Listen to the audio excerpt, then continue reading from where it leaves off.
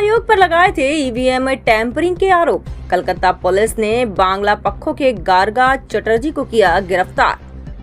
पश्चिम बंगाल विधानसभा चुनाव 2026 के नतीजों के बाद राज्य में जारी कानूनी कार्रवाई के बीच कोलकाता पुलिस ने एक बड़ी गिरफ्तारी की है।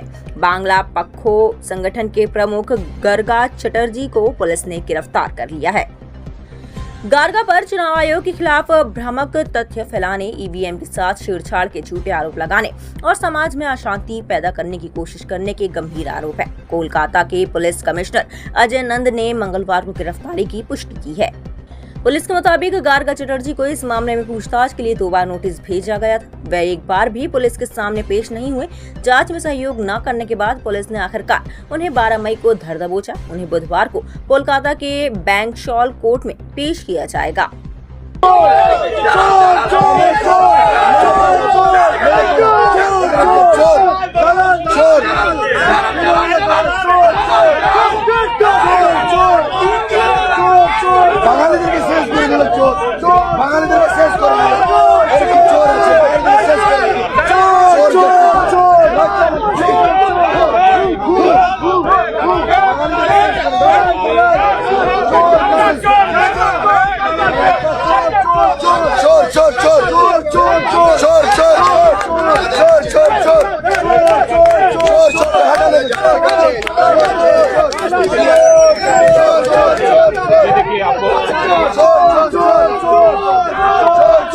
पुलिस हटा रही है। आप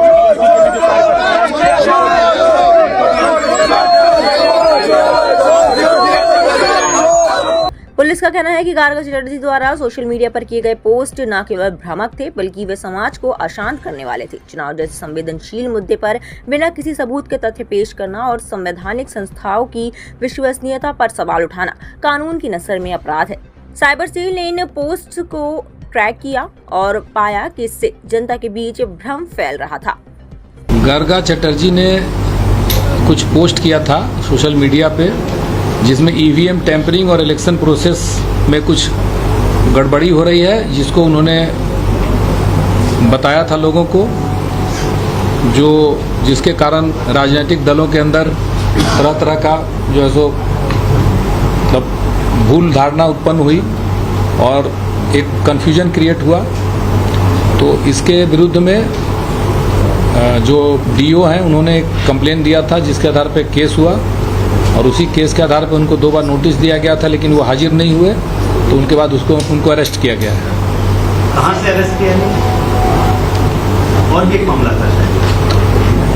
ये अरेस्ट कहाँ से हुआ, बट उस केस में अरेस्ट हुआ है। अरेस्ट तो कलकत्ता में ही हुआ है। और एक जो मामला